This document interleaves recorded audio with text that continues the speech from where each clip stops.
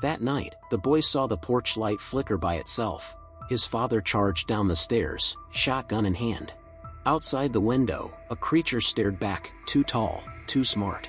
And before the first shot rang out, the laughing began, and it didn't sound human. It was already inside the house. There's something about a remote farmhouse in the middle of nowhere that already whispers danger. Our story begins in 1975, somewhere between Montana and Idaho, in a weather-worn home surrounded by endless fields, brittle fences, and a tree lean too quiet for comfort. The air there feels heavier at night. Crickets don't sing, the wind doesn't move. It's the kind of place where sound travels far, too far, and you start to wonder what might be listening. Inside that creaky house lived a boy turning 14, just a scrawny kid with quiet eyes and a mind full of questions. No siblings, no mom around, just him and his dad trying to make ends meet. His name doesn't matter, not yet. What matters is that something changed on the day of his birthday, something that made his dad sit stiffer in his chair, glance toward the windows more often, and avoid walking near the back of the house. His dad, gritty, broad-shouldered, the kind of man who didn't scare easy, started setting odd rules. Keep the blinds shut, don't go outside alone, don't ask why. That's how you knew it was serious. He wasn't just being protective, he was scared. And for a man like him, that meant something. Then there's the creature. You don't meet it yet, but you feel it. Something was watching from the fields. Not a bear, not a drifter. Something bigger. Something that moved like it had purpose and patience. And that night? That quiet little birthday night? It was already too late. It happened in silence. No warning. No scream. Just a figure crouched low in what used to be a hog pit, a sunken patch of earth where the mud used to bubble, now covered in sand and gravel, repurposed by the boy's father into something resembling a sandbox. It was late afternoon, golden hour bleeding over the property as the man pulled into the driveway. He wasn't expecting company, much less that. At first glance, it almost passed as a man. Broad-shouldered, crouching, hands in the sand. But there was something wrong, off. Its limbs were too long, too coordinated. One massive arm dragged the sand into a heap, while the other tunneled downward with purpose, like it was digging towards something it already knew was there. The father slowed the truck. He didn't honk. Didn't yell. Just watched. And the longer he looked, the more his instincts turned to ice. This wasn't a man. It wasn't even close. Jet black fur over muscles that pulsed with eerie stillness. Its head was small, almost like an afterthought, with patches of baldness around the crown, as if nature itself had tried to erase the face. Then it noticed him. It didn't panic. It didn't charge. It stood. Slowly. Its full height uncoiled like a spring. The man still didn't move. His fingers curled around the steering wheel as the thing turned, stared for just a second, and ran, not with clumsy terror, but with something far worse, calculated speed. Like it had been interrupted. Like it had plans. And as it vanished into the tree line, it shrieked. Not a roar. Not an animal call. It was a scream. Sharp. Human-like. Insulted. That night, the father didn't sleep. And for the first time in his life, he locked every door and every window. After the pit incident, life didn't exactly go back to normal, but it didn't fall apart either. The boy kept going to school. His father worked the land. The sun still rose over the fields each morning. But there was a quietness now, like the house itself was holding its breath. No one spoke of what happened. Not once. The sandbox stayed untouched.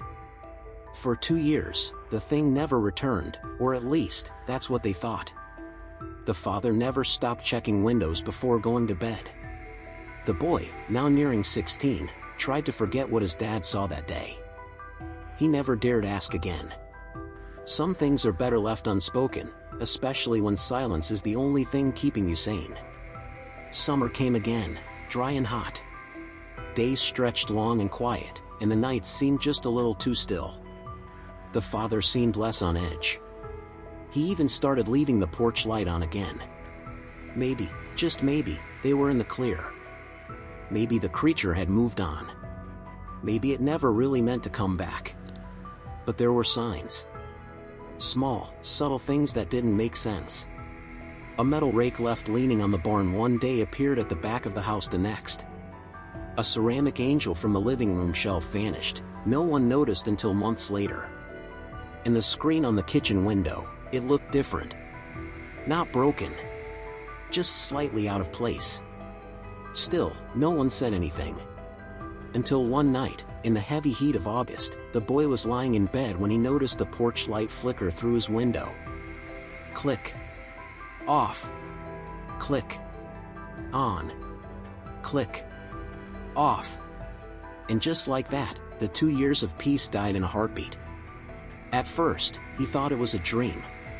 The light from the porch filtered into his room in thin slices, flickering in unnatural rhythm, on, off, on again. The boy turned on his side, eyes still heavy, until he realized what didn't make sense. There was no sound of footsteps. No creaking of stairs. No door opening. And yet, he could hear the click of the switch. Clear. Deliberate. He sat up. Their house was old, the kind where every movement echoed through floorboards and cracked walls. If his dad had gotten up, the whole house would have known. But it was dead quiet, except for that damn light, going on and off like a metronome ticking in slow madness. Then came the sound. It started low, like someone trying not to laugh. A stifled breath. A distorted chuckle. But then it stretched, mutated. What came out was a laugh, but not one made for human ears. It gurgled, then squealed, then rumbled with an unnatural vibration that seemed to come from everywhere and nowhere. And it grew louder, impossibly loud. The boy froze. Couldn't breathe. Couldn't blink. Every instinct in his body screamed to disappear. The laugh didn't come from outside the window. It came from behind the door. Then, his dad's footsteps. A storm of them crashing down the attic stairs. The boy dove under the bed. The old man roared a word, down. And the next sound was a shotgun blast that ripped through the house like thunder. The front door flung open. More gunshots. Shouting. Screaming. Not the creatures. His father's. But it sounded like he was fighting something that wasn't afraid to be there. And just when it all went quiet, the door to the boy's room burst open. For a second, he thought he was alone again. Until he heard his father whisper, "God. I thought it took you." The boy scrambled out from under the bed, and for the first time in his life, he saw fear in his father's eyes, not the kind that paralyzes, but the kind that fights through pure instinct. The shotgun still smoked in his hands. His flannel shirt was half-buttoned, his bare feet dirty from the porch. He looked like a man who had seen hell peek through the keyhole. The boy barely had time to speak before he was shoved into the living room and dropped into his father's favorite chair. That chair was sacred. No one else ever sat there. But tonight, it wasn't about comfort, it was about survival.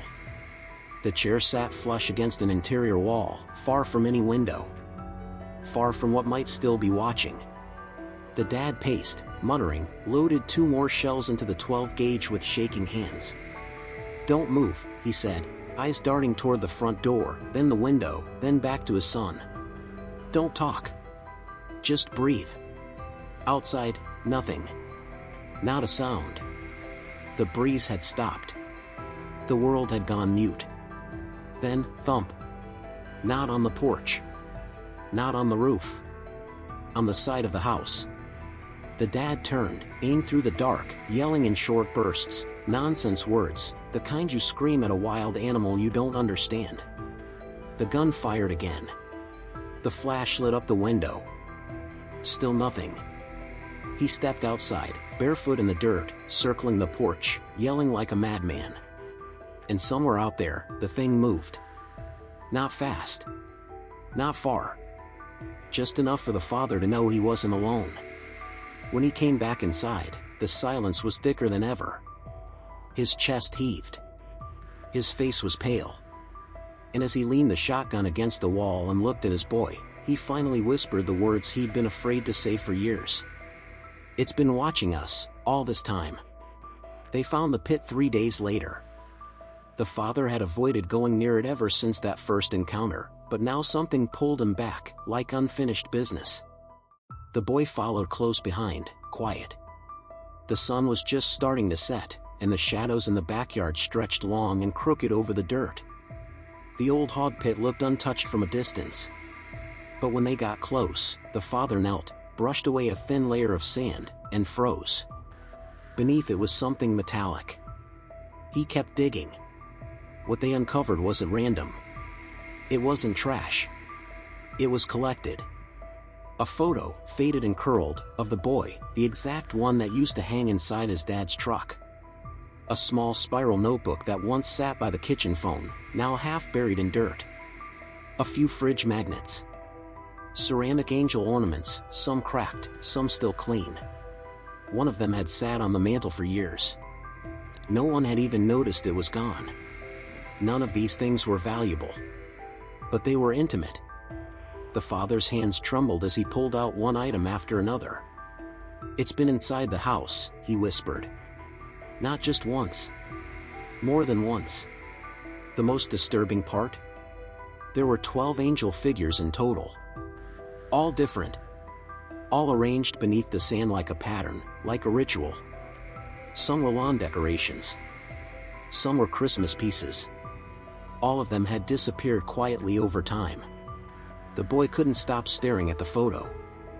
The idea that something had stood at the truck window, long enough to pluck that image, chilled him deeper than the laugh, the scream, the gunfire. Because monsters don't take trophies. People do. The police didn't laugh. They didn't smirk. They didn't roll their eyes. But they also didn't listen. 2 officers stood in the living room, one jotting down notes that would never become a report, the other nodding without looking anyone in the eye. The father explained everything, what he saw in the window, what he heard, where he shot. He showed them the doorframe, the scattered shells, the disturbed sandpit. And they shrugged. "We get a few of these calls every year," one of them said. "Usually from the same folks. Don't engage it. Just let it be." That was their advice. Let it be. The father didn't take it well. He cursed. He kicked the porch railing. He told them to get off his property. And when they finally left, he sat with his son and handed him a bowl of ice cream like it was just another summer night. But neither of them took a bite. Later, they tested the window, where the switch had been flipped from the inside. It was physically impossible for a grown man to reach through it and still see through the little glass pane on the door. The angles didn't match. The arm would be too short. The body too far. The height too low. But the creature had done it effortlessly. Reached inside. Flipped the switch. Stared through the window.